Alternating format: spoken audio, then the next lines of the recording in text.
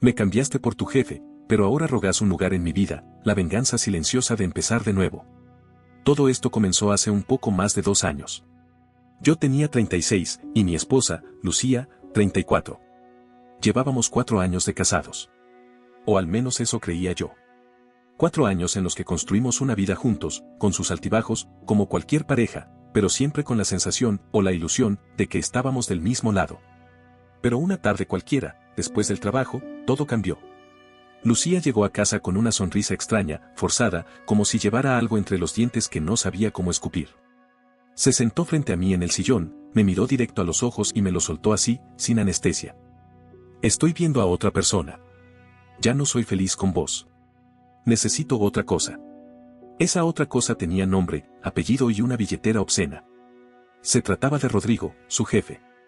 Un tipo que manejaba una empresa de tecnología, vivía en Carrasco, usaba relojes que costaban más que mi auto, y ganaba en un mes lo que yo juntaba en 2 años como diseñador gráfico freelance. No tuve ni tiempo de asimilarlo. Esa misma noche, Lucía ya tenía las valijas listas. Me dijo que ya había hablado con un abogado, que el divorcio estaba encaminado y que al día siguiente no iba a estar más en casa. Y cumplió. Cuando amaneció, el lado de su cama estaba frío y vacío. Ya no quedaba ni una taza de café de ella en la alacena. Lo más doloroso no fue que se fuera, sino la forma.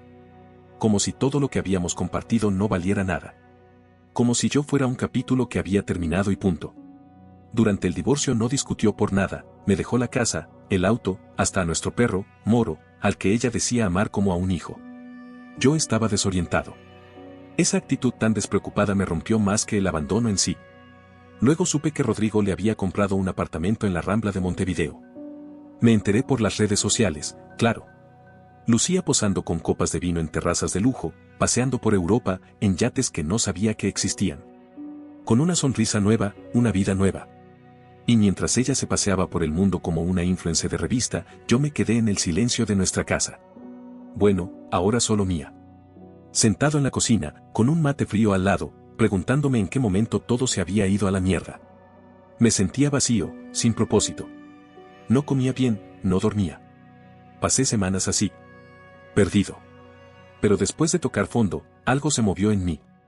No fue una revelación milagrosa ni un discurso motivacional. Fue más bien el cansancio. Me harté de estar roto. Así que me levanté, me afeité, saqué a pasear a Moro, y llamé a un viejo amigo, Bruno, al que hacía años no veía. Empecé a reconectar con gente. Retomé trabajos que había dejado de lado. Fui a terapia. Me inscribí en el gimnasio. Aprendí a cocinar. Pequeñas cosas, detalles. Pero cada una de esas pequeñas acciones fue una cuerda que me sacaba, centímetro a centímetro, del pozo en el que me había metido.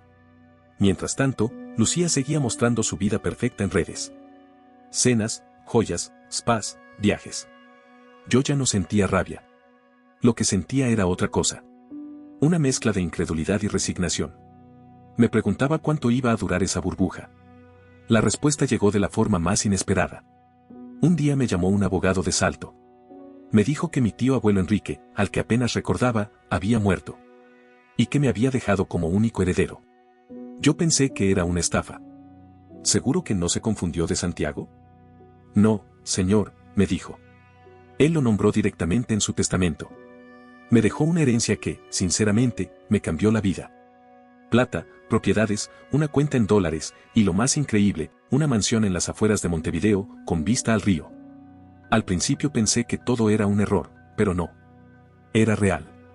Con esa nueva realidad, vendí la casa donde vivía y empecé a invertir. Hablé con Federico, mi abogado, y me recomendó algunas propiedades que podían revalorizarse a mediano plazo. Una de ellas, irónicamente, era el edificio donde vivían Lucía y Rodrigo. Cuando lo vi en la carpeta, dudé. No por venganza, ni por morboso, sino porque me pareció una broma del destino. Federico me dijo que era una buena oportunidad. Así que lo compré. Sin intenciones ocultas. Solo negocios. No tenía idea de que esa decisión iba a cambiar todo otra vez. A los pocos días de firmar, empezaron a llegar correos de los inquilinos actuales. Pedían renovar el contrato. Decían que estaban en una transición complicada. Yo no respondí de inmediato. Quería pensar. Y en el fondo, también quería entender por qué esa vida perfecta parecía estar desmoronándose tan rápido. No respondí a ese primer correo.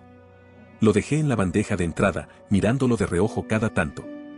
La solicitud era formal, sin sentimentalismo, como si no supieran quién era el nuevo dueño. Pero yo sí sabía quiénes eran ellos. Lucía y Rodrigo. Vivían ahí.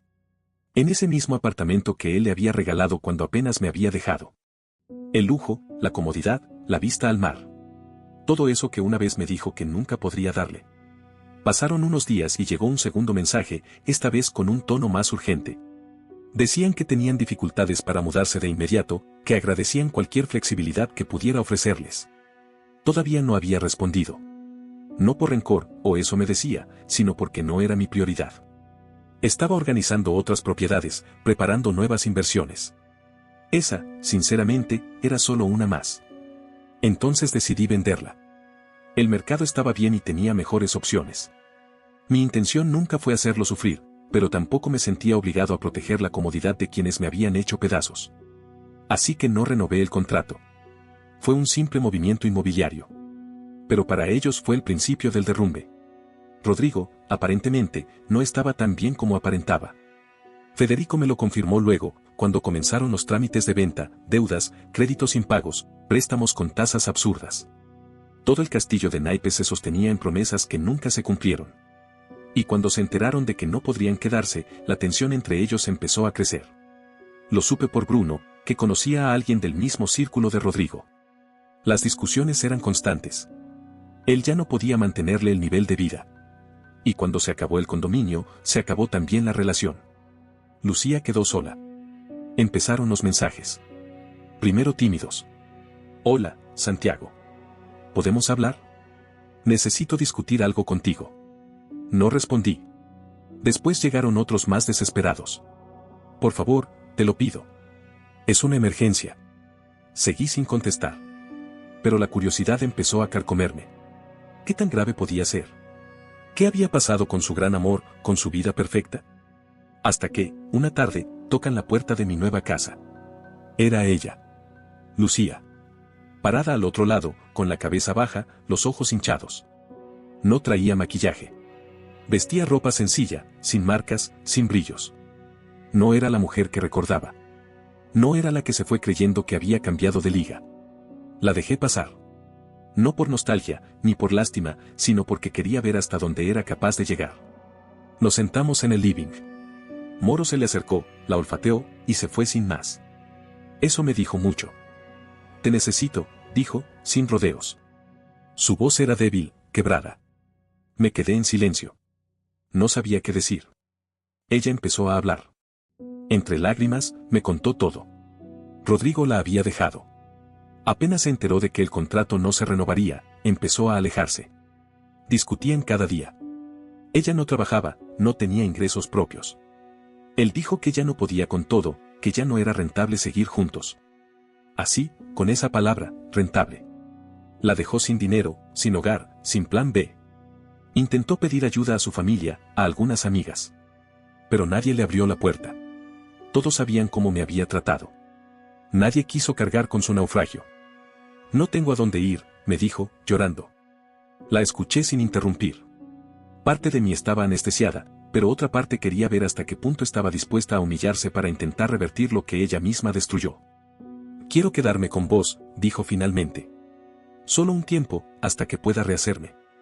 No te pido plata. Solo un techo. Respiré hondo. No esperaba esa propuesta. Y lo peor es que por un segundo, dudé. La tenía ahí, rota, sola, reconociendo que se había equivocado. Pero no. No podía volver a meterme en ese pozo. No puedo ayudarte, Lucía. Me miró con desesperación. Cambió la cara de súplica por una de enojo. Sos un miserable. Tenés todo y no te importa nada. ¿Disfrutás verme así? No se trata de disfrutar, le dije, firme. Se trata de que cada quien tiene que hacerse cargo de sus decisiones. Y esta es tu consecuencia, no la mía. Se levantó con rabia. Me gritó un par de cosas. Golpeó la puerta al salir. Y me quedé ahí, solo, con un nudo extraño en el pecho. No fue alivio. Fue una mezcla entre tristeza y certeza. Sabía que no había terminado. Y no me equivoqué. Después de esa escena, Pensé que por fin Lucía entendería el mensaje.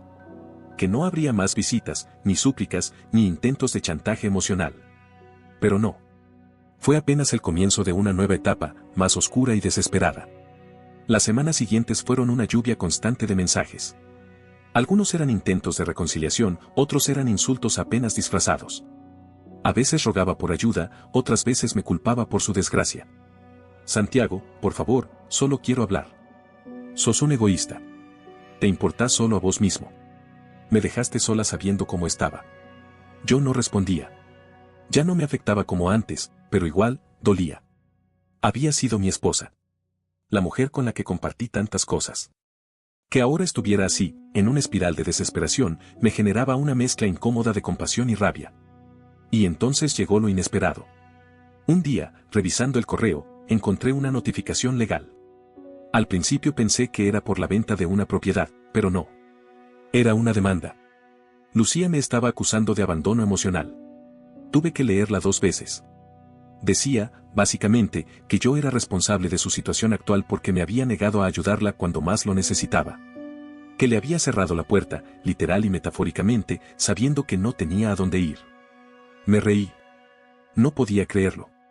¿De verdad pensaba que eso iba a prosperar? Llamé de inmediato a Federico, mi abogado. ¿Esto es en serio?, le pregunté. Sí, respondió con calma. Pero no tiene ninguna base legal. Es más una jugada de presión emocional que algo real. Lo vamos a cerrar enseguida. Y así fue.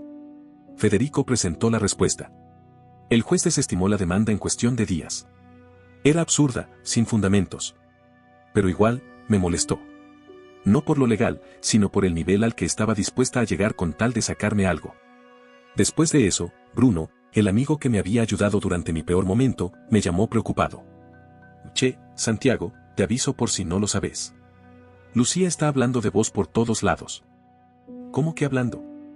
Está diciendo que la dejaste tirada, que la maltratás, que usás tu plata para humillarla. Le está diciendo a todo el mundo que sos un tipo frío, vengativo. Que la estás castigando por haberse ido con otro. Me quedé en silencio unos segundos. No me sorprendía del todo. Lo que me molestaba era que ahora intentara manipular también la percepción pública.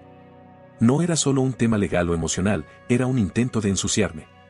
Pasaron unos días y entonces vino la peor jugada de todas. Lucía apareció en mi oficina. Sin avisar, sin pedir permiso. La recepcionista me llamó por teléfono y me dijo: Santiago, hay una mujer que insiste en verte. Dice que es urgente. No quiere irse. Bajé.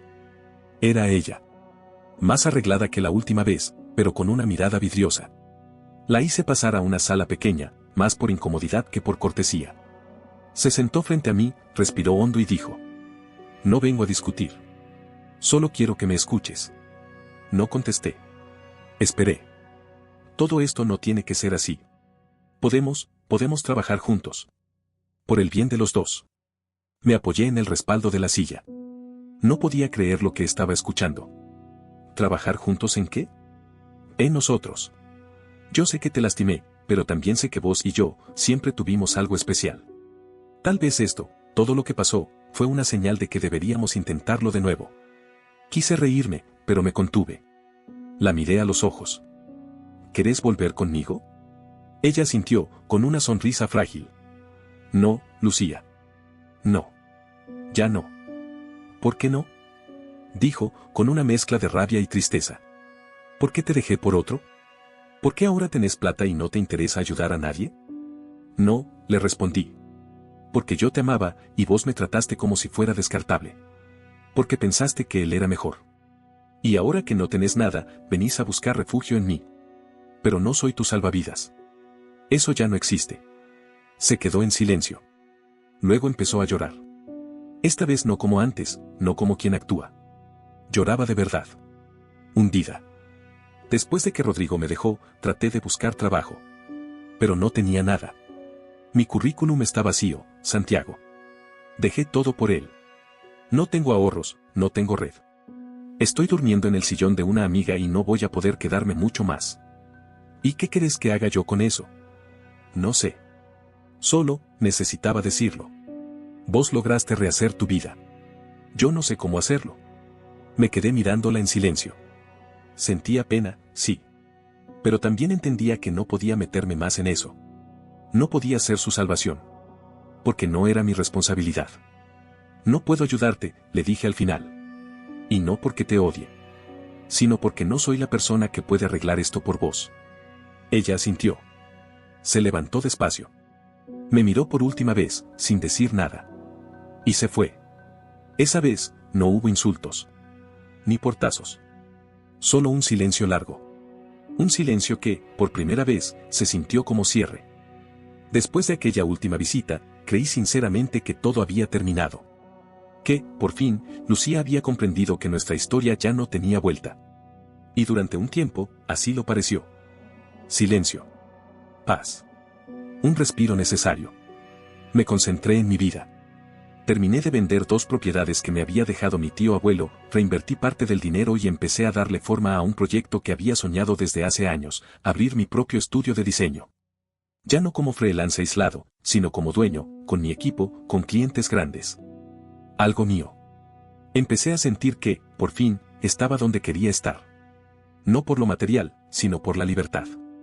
Ya no había drama, ni súplicas, ni manipulaciones. Solo trabajo, amigos, una rutina estable, paseos con Moro por la Rambla, tardes de silencio y libros, cosas pequeñas que me hacían bien. Pero con Lucía, siempre hay un pero. Una noche, mientras cenaba en casa, me sonó el celular. Era Bruno. ¿Viste lo que publicó Lucía en redes? No, le dije. Hace meses que no veo nada de ella. Bueno, te conviene mirar. Porque está diciendo cosas pesadas. Colgué y abrí el celular con desgano. Entré a sus perfiles. Ahí estaba. Una publicación larguísima, casi como un testamento público. Con tono de víctima, contaba su versión de los hechos, que su cruel exmarido millonario la había dejado en la calle, que le había negado ayuda en su peor momento, que incluso se había apropiado de la custodia de nuestro perro como una forma de castigarla emocionalmente. Incluyó una foto vieja de Moro, como si eso sumara a su narrativa, y terminó diciendo que yo jamás había creído en su potencial, que durante el matrimonio la había limitado, que su situación actual era culpa mía. Tuve que cerrar el celular. No por bronca, sino por el nivel de mentira. Era demasiado.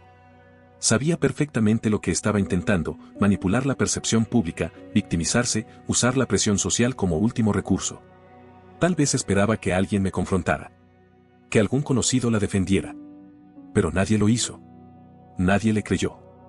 Todos conocían su historia, su forma de ir por la vida usando a los demás como escalones. Aún así, no me quedé de brazos cruzados.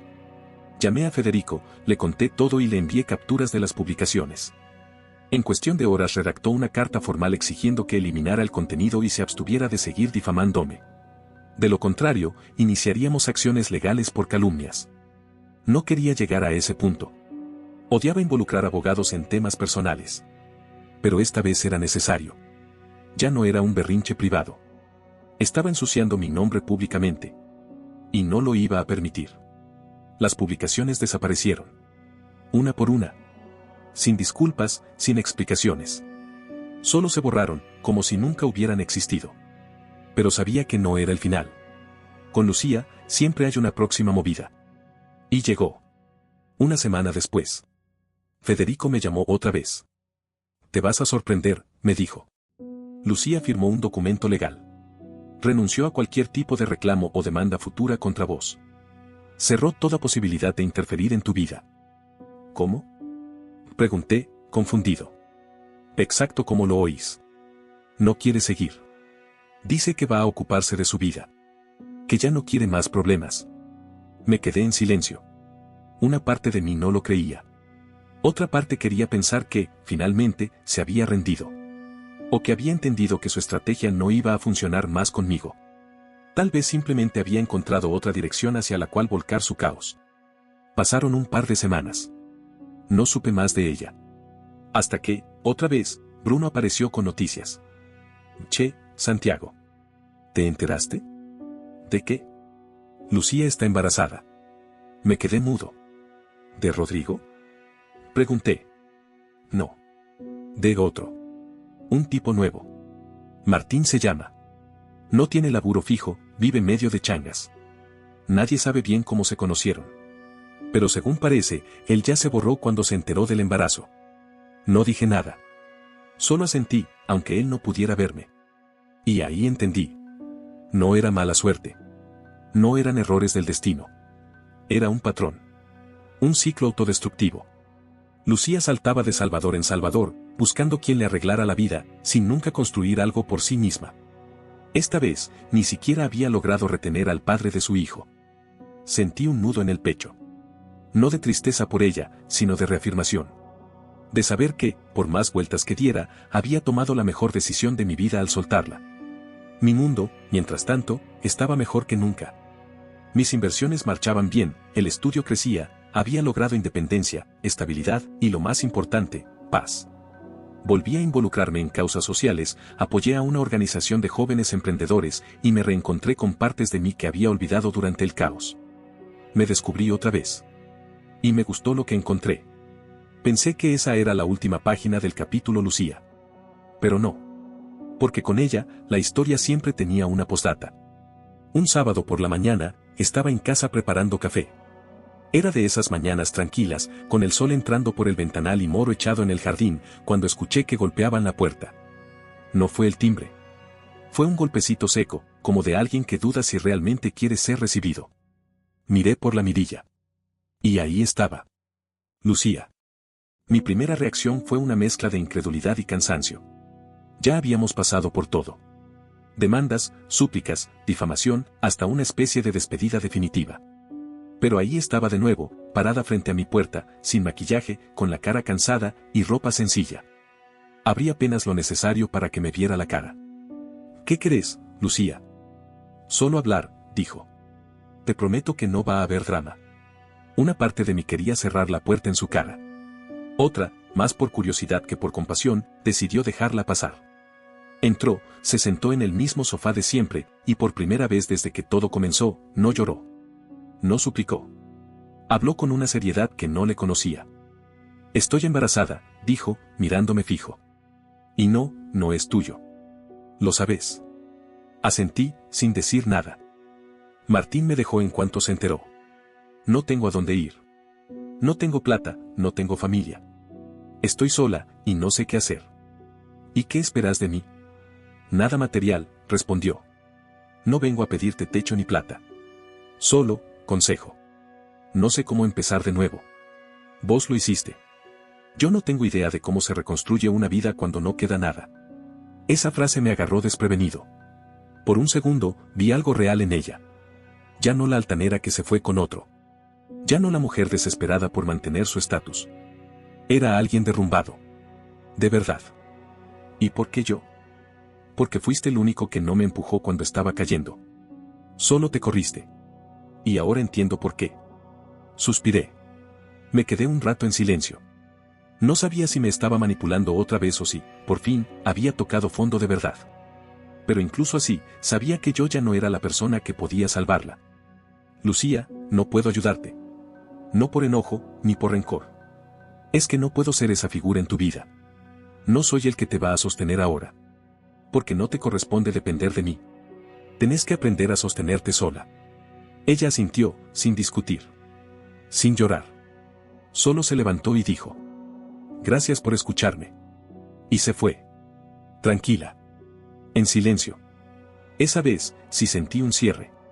Real. No forzado. No teatral. Sentí que, por fin, todo había terminado. En los meses que siguieron, me enteré por Bruno que Lucía había ingresado a un programa de asistencia para madres solteras. Nada glamoroso. Nada de lujos. Pero al menos estaba intentando algo. Un paso. Un movimiento propio. No volvió a contactarme. No volvió a difamarme. No supe más de ella. Y eso, para mí, fue la verdadera paz. Mientras tanto, mi vida siguió. Terminé de consolidar el estudio de diseño. Abrí una oficina más chica en Punta del Este. Me compré una cabaña en las sierras. Y por primera vez en años, empecé a salir con alguien sin sentir miedo, sin comparar, sin sombras del pasado. Porque entendí que hay heridas que no se curan esperando una disculpa. Se curan cuando uno decide dejar de sangrar por lo que no va a volver. Lucía fue parte de mi historia, sí. Pero ya no tiene el poder de escribir ni una sola línea más. Y si algo aprendí de todo esto, es que hay personas que solo aparecen para enseñarte a ponerte límites, a cerrar puertas, a elegirte. No porque seas mejor, sino porque ya no estás dispuesto a perderte a vos mismo por intentar salvar a alguien más. El pasado puede tocar la puerta 1000 veces, pero sos vos quien decide si abrís. Y esta vez, finalmente, la cerré para siempre. No olvides dejar tu opinión en los comentarios, dejar tu like y compartir este video.